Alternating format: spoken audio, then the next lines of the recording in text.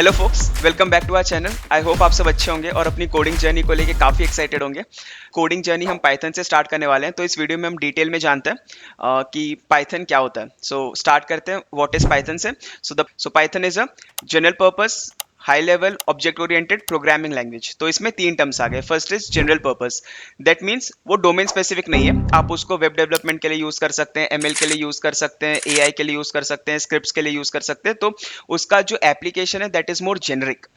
दूसरा आता है हाई लेवल। हाई लेवल का मतलब है it is more user friendly. For example जब आप पाइथन लिखते हैं तो so the keywords are similar to English language. Okay, print statements हो गए, फिर आपके इनपुट स्टेटमेंट्स हो गए, तो आप उसको रीड कर सकते हो, इंटरैक्ट कर सकते हो, यूजर फ्रेंडली है। और उसका ही ऑपोजिट साइड में क्या होता है, machine level language. Those are ones and zeros, ठीक है, बाइनरी कोड होता है। तो वो ह्यूमन इंटरसेप्ट इजीली नहीं कर पाता, उतना समझना डिफिकल्ट होता है और उसको लिखना और ज्यादा डिफिकल्ट है। तो it is a high level language, general purpose. और तीसरा आता है ऑब्जेक्ट ओरिएंटेड। ऑब्जेक्ट ओरिएंटेड का मतलब होता है it is a programming paradigm जहाँ पे आपके क्लासेस होते हैं, ऑब्जेक्ट्स होते हैं और आप उनके कंसेप्ट यूज करते हो। For example inheritance, encapsulation, abstraction, जो कि हम आगे सीखने वाले हैं। तो ये सारी चीजें आपकी जो कोडिंग एक्सपीरियंस है, जो सॉफ्टवेयर बिल्डिंग एक्सपीरियंस है, उसको स्मूथ कर देती है। तो आप अननेसेसरी जो कोड को बार बार रिपीट करते हैं, आप उसको रीयूज कर सकते हैं। ये सब चीजों में बहुत हेल्प करता है। तो the Python is a general purpose high level object oriented programming language.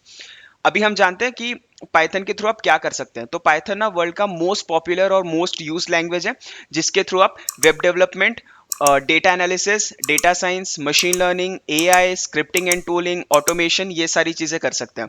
तो पाइथन के एस्पेक्ट्स और एप्लीकेशंस बहुत ज्यादा हैं। तो आई गेस ये आपको थोड़ा बहुत मोटिवेट कर देगा कि आपको पाइथन क्यों सीखना चाहिए। तो अभी स्टार्ट करते हैं पाइथन की हिस्ट्री से। तो पाइथन के जो फाउंडर हैं उनका नाम है फीडो वैन रॉजम। इंग्लिश में अगर आप उनका स्पेलिंग देखो तो इट इज GUIDO, ग्विडो बोलेंगे बहुत लोग, बट वो डच थे। तो डच प्रोनाउंसिएशन इज मोस्टली फीदो। तो ठीक है, अभी इतना ज़्यादा नाम पे फोकस नहीं करते। तो उन्होंने ये पाइथन लैंग्वेज इन्वेंट करा था। तो ये पाइथन लैंग्वेज का इन्वेंशन डेट इज 1991। 1991 में उन्होंने पाइथन 0.9.0 निकाला था, जहाँ पे कि उनका जो इंस्पिरेशन था, वो पहले एबीसी लैंग्वेज के लिए काम कर रहे थे। तो वहाँ से इंस्पिरेशन और वहाँ से फाइंडिंग्स लेके उन्होंने पाइथन लैंग्वेज क्रिएट किया। फिर उसके बाद 1994 में दे लॉन्च्ड पाइथन 1.0, जहाँ पे उन्होंने लैम्बडा फंक्शन, फिल्टर्स, ये सारी चीज़ें उसमें ऐड की। उसके बाद अराउंड 2000 में उन्होंने लॉन्च किया पाइथन 2.0, जहाँ पे उन्होंने गार्बेज कलेक्शन, लिस्ट कॉम्प्रिहेंशन, ये सारी चीज़ें इंट्रोड्यूस की। Then finally in 2008 they introduced Python 3.0, ठीक है, जो कि अभी लेटेस्ट है, हम लोग सब यूज करते हैं। और अगर आप अभी एट प्रेजेंट लेटेस्ट की बात करें तो द लेटेस्ट इज 3.12.5, जो कि विंडोज के लिए भी लेटेस्ट वर्जन है। और पाइथन के बारे में अगर हम और जानना चाहें तो पाइथन को हम लोग एक और कैटेगरी में क्लासीफाई कर सकते हैं कि Python is a hybrid language, ठीक है। क्योंकि क्या होता है कि लैंग्वेज के कैटेगरीज होते हैं, some are compiled languages, some are interpreted languages, और इन दोनों के बेनिफिट्स को जो यूज करे वो है हाइब्रिड लैंग्वेज। तो पाइथन एक हाइब्रिड लैंग्वेज है। तो अभी हम देखते हैं कि कंपाइल्ड लैंग्वेज क्या होता है, इंटरप्रेटेड लैंग्वेज क्या होता है और हाइब्रिड लैंग्वेज क्या होता है। ओके, तो अभी हम स्टार्ट करते हैं कंपाइल्ड लैंग्वेजेस से, ठीक है। तो अगर मैं यहाँ पे देखूँ तो देखो, जैसे मैंने बताया था कि हाई लेवल लैंग्वेजेस होते हैं, हाई लेवल लैंग्वेजेस, ठीक है। और ये कन्वर्ट होते हैं मशीन लेवल लैंग्वेज में, मशीन लेवल लैंग्वेज, ठीक है। तो जैसे कि हमको ये सब समझ में आता है कि अगर हम लिखते हैं प्रिंट हेलो वर्ल्ड, ओके, तो ये हमको समझ में आएगा कि मेरे को प्रिंट करने बोल रहा है। But computer are all about circuits, तो सर्किट को क्या समझ में आता है, वंस एंड जीरोस। तो मशीन लैंग्वेज इसको कैसे कन्वर्ट कर देगा, 101 1 0 0। ये एग्जैक्ट ट्रांसलेशन नहीं है, बट मशीन जो ये एग्जैक्ट ट्रांसलेशन नहीं है, बट जो मशीन लैंग्वेज है वो इस तरीके से दिखता है, लाइक वंस एंड जीरोस। तो ये जो कन्वर्टिंग का प्रोसीजर होता है ना, फ्रॉम दिस टू दिस, इसको बोलते हैं ट्रांसलेशन, ठीक है। ट्रांसलेशन, कंपाइलेशन, ठीक है। तो अभी हम देखते हैं कि इसके टाइप क्या क्या है। तो अगर मेरे को ट्रांसलेट करना है, ठीक है, ट्रांसलेट करना है from high level language to machine level language, तो इसके तीन मेथड्स हैं। एक होता है कंपाइल्ड, कंपाइलेशन, दूसरा होता है इंटरप्रिटेशन, इंटरप्रिटेशन, एंड तीसरा होता है हाइब्रिड अप्रोच। हाइब्रिड। ओके, तो अभी हम चेक करते हैं ये तीनों में क्या क्या डिफरेंसेस हैं।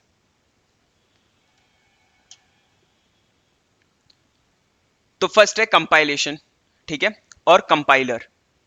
तो यहां पे क्या होता है, इसके जो एग्जाम्पल्स है वो है सी, सी प्लस प्लस। तो मान लो एक कंप्यूटर है, ठीक है, यहां पे हमने कोड लिखा सी में, ठीक है, ये हमने कोड लिखा, for example print F, print F, ठीक है, ऐसे करके कुछ कोड लिखा। तो फिर हम क्या करते हैं, इसको एक सॉफ्टवेयर के थ्रू भेजते हैं। उस सॉफ्टवेयर का नाम है कंपाइलर, ठीक है, कंपाइलर। तो कंपाइलर क्या करता है, इसको रन करके एक फाइल जनरेट करता है।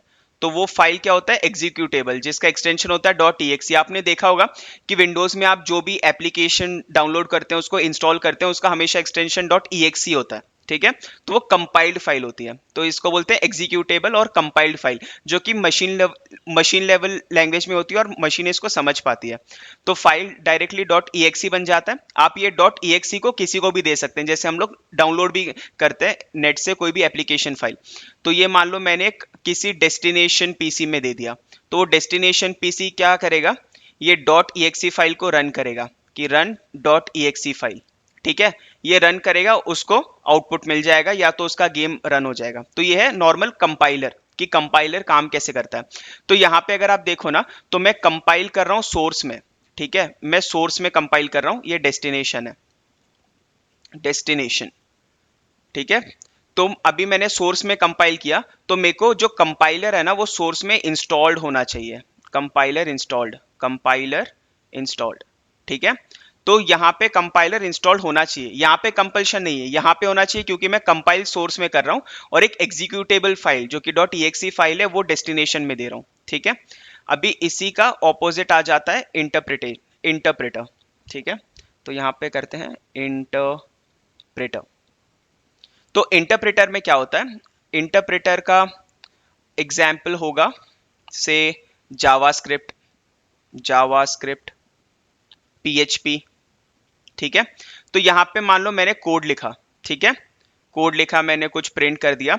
तो अब मैं क्या करता हूं, इंटरप्रेटर क्या करता है, जैसे ये क्या कर रहा था, कंपाइलर, कंपाइलर पूरे सोर्स कोड को एक ही बार में कंपाइल कर रहा था, at one go, at once, ठीक है, एट वंस। इसने क्या किया, पूरा कोड लिया, उसको एक ही बार में कंपाइल कर दिया और उसका एक एग्जीक्यूटेबल फाइल बना के सबको दे दिया, ठीक है। अब इसमें प्रॉब्लम क्या होता है कि ये डॉट ईएक्सी फाइल बनाता है, तो ये ना ऑपरेटिंग सिस्टम डिपेंडेंट होता है, ओएस डिपेंडेंट। इसका मतलब क्या है कि अगर मैंने कंपाइल किया है विंडोज मशीन में, तो ये बनाएगा डॉट ईएक्सी जो कि सिर्फ विंडोज में रन होगा, ठीक है। अगर मैंने इसको मैक में कंपाइल किया है, मैक ओएस में, तो ये बनाएगा डॉट एपीपी फाइल जो कि सिर्फ मैक में रन होगा। तो ये नहीं है कि आपने अगर एग्जीक्यूटेबल बनाया आप उसको कोई भी मशीन में रन कर सकते हैं। आपने देखा होगा जब भी आप कोई एप्लीकेशन डाउनलोड करते हैं तो वहां पे लिखा रहता है कि डाउनलोड फॉर मैक या डाउनलोड फॉर विंडोज। तो ये इसका एक लिमिटेशन है, ठीक है, कि आपने जिस ऑपरेटिंग सिस्टम में इसको कंपाइल किया है आप उसी ऑपरेटिंग सिस्टम में इसको रन कर सकते हैं।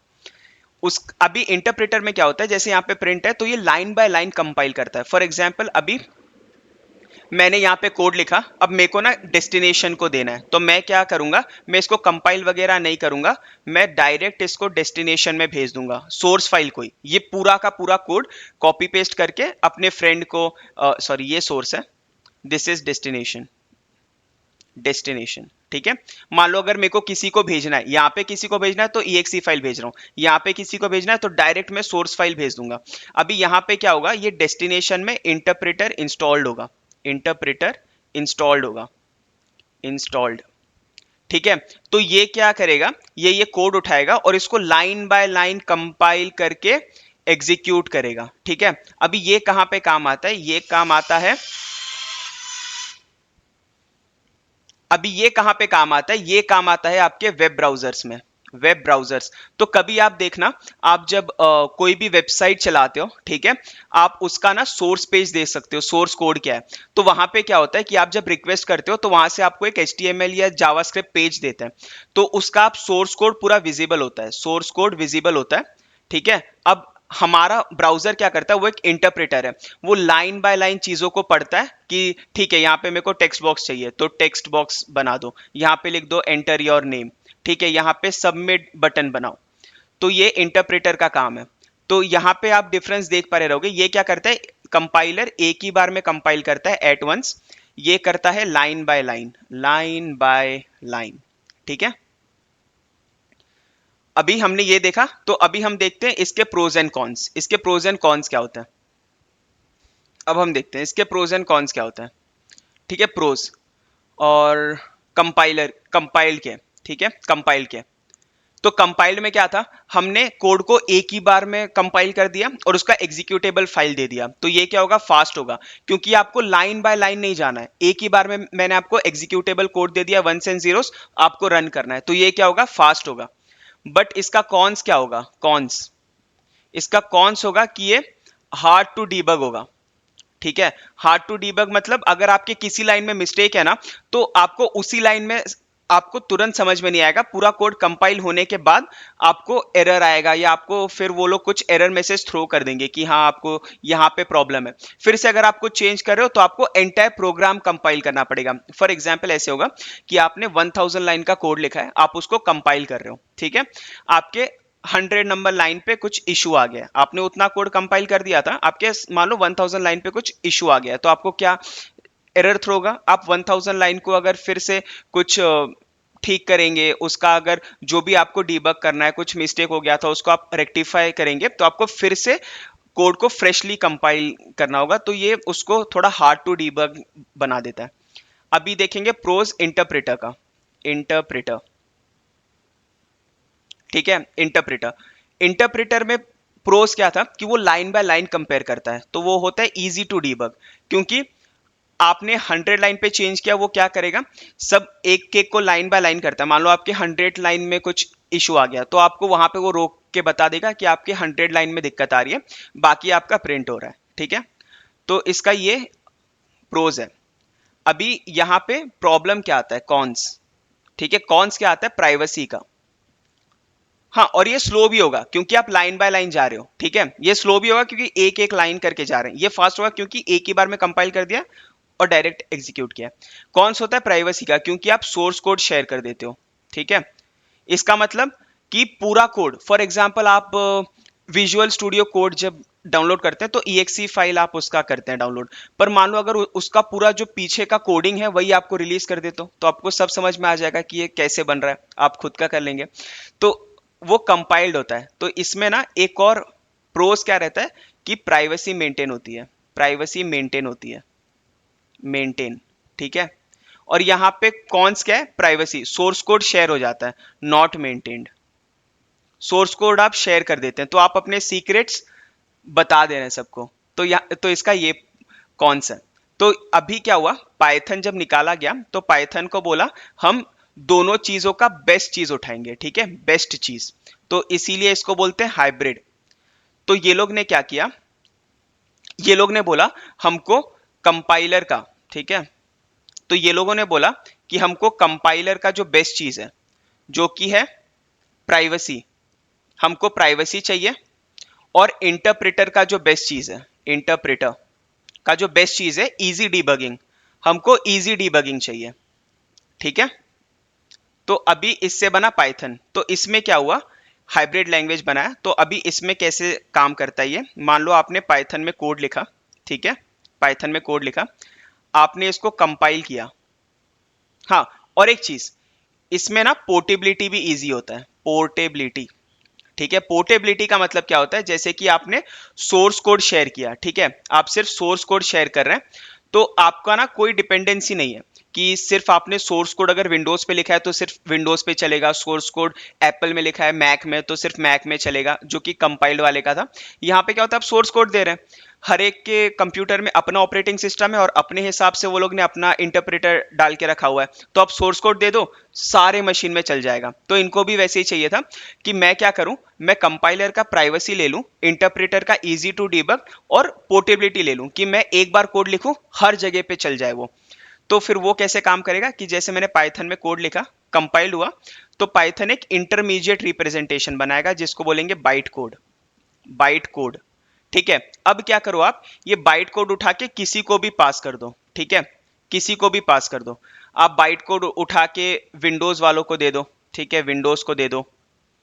आप बाइट कोड उठा के आप दे दो एप्पल को, ठीक है, लिनक्स को दे दो, आप किसी को भी पास कर दो।